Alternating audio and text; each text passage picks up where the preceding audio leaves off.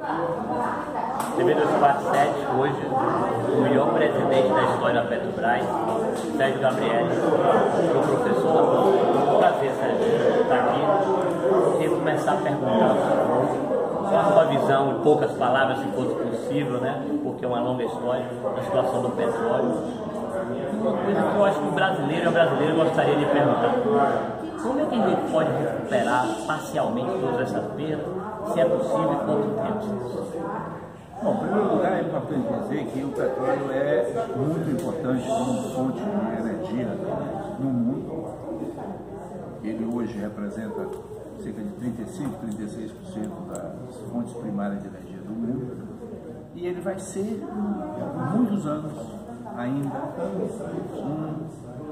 uma fonte energética muito importante. Não tem substituto ainda significativo para o uso de derivados do petróleo no transporte e, portanto, tudo que você hoje tem em volta ou contém petróleo na sua produção ou foi transportado. Então, o petróleo é uma matéria estratégica do ponto de energia. Não é à toa que os países, as grandes potências do mundo, colocam o acesso às reservas de petróleo como um dos principais objetivos estratégicos das suas políticas diplomáticas, militares e de segurança nacional. Nós estamos vivendo no Brasil uma situação muito especial, porque nós temos as maiores descobertas dos últimos 30 anos no mundo. Nós temos, em termos de novos barris descobertos, a maior perspectiva de crescimento para os próximos anos, e nós estamos entregando o controle dessa riqueza gigantesca para empresas internacionais, reduzindo o papel da Petrobras. Outros países, como os Estados Unidos, a China, não somente através dos seus estados, mas através de empresas sediadas nesses países, estão intensificando a presença no Brasil. Então nós estamos abrindo mão do controle estratégico desse produto em favor de controles internacionais sobre essa produção. Professor, foi declarado agora que as 6 principais construtoras perderam 55 bilhões. O FMI reduziu 0,5% mais a previsão do aumento do PIB brasileiro. Qual a leitura que o senhor faz da economia, uma breve leitura da economia brasileira, se temos algum horizonte, talvez um governo progressista? Olha, esse é o primeiro elemento que ficou claro, é o fracasso absoluto de uma ficção criada de que bastava você tentar adotar uma política de corte de gasto público e austeridade fiscal, que isso resolveria o problema do crescimento econômico. Essa visão já foi demonstrada no passado, é uma visão completamente equivocada em termos de viabilidade do crescimento, e ao mesmo tempo agrava as questões sociais, na medida em que a redução dos gastos públicos ela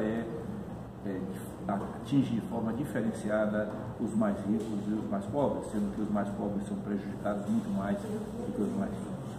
Então nós temos aí uma situação, primeiro, de que ajustar as contas públicas não resolve o problema do crescimento econômico e, às vezes, como é o caso que nós estamos vivendo, agrava a redução da atividade econômica. Nós estamos com uma redução da atividade econômica também provocada porque o investimento público caiu, porque os gastos públicos caíram e, portanto, porque a economia está sendo puxada para baixo pela ação do governo.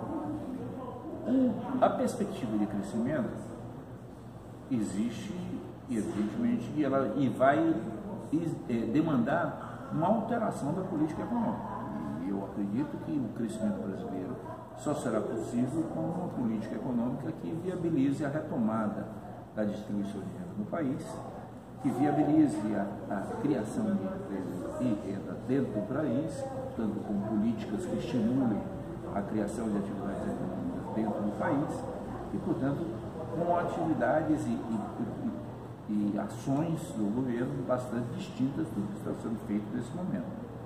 Acho que é necessário que nós pensemos numa reforma tributária que diminua a desigualdade de quem paga imposto no país. Eu acho que no Brasil hoje, com enorme volume de impostos indiretos e com baixa progressividade no imposto direto. Nós temos uma desigualdade em quem contribui com o imposto. Acho que quem ganha menos deve pagar menos imposto, quem ganha mais deve pagar mais imposto. E acho também que nós temos que enfrentar claramente a enorme diferença entre os rendimentos das aplicações financeiras versus os rendimentos das atividades produtivas, de tal maneira que a gente estimule o investimento produtivo para a criação de emprego e renda dentro do Brasil. Professor, de economia um pouco para a política, o presidente Lula escolheu o senhor como coordenador executivo da campanha dele. E isso mostra mais uma vez a importância que o senhor tem no país. Fala um pouco qual vai ser a estratégia, o que você pode ler da política, o que você pode contar para a gente. Olha, primeiro eu acho que essa importância toda, eu sou um coordenador executivo, eu sou um comandante, um maestro de um conjunto de pessoas que estão trabalhando. A coordenação política da campanha é da presidenta Gleisi, eu não vou ser um coordenador político.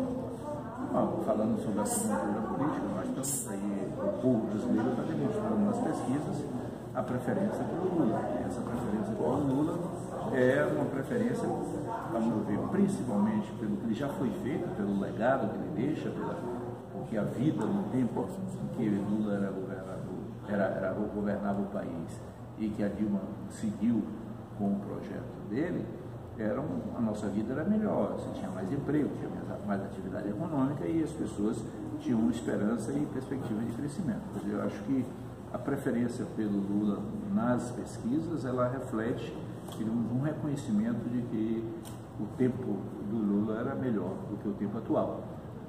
É evidente que há uma situação objetiva de que o Lula está, ao meu ver, ilegitimamente preso, ele está com uma prisão sem crime informado definitivo, sem uma posição definitiva nas instâncias superiores da justiça brasileira, mas existem claras manifestações de ação anormal, não tradicional dos organismos de justiça no país que impedem a sua inscrição como candidato e a sua candidatura para a presidência da República.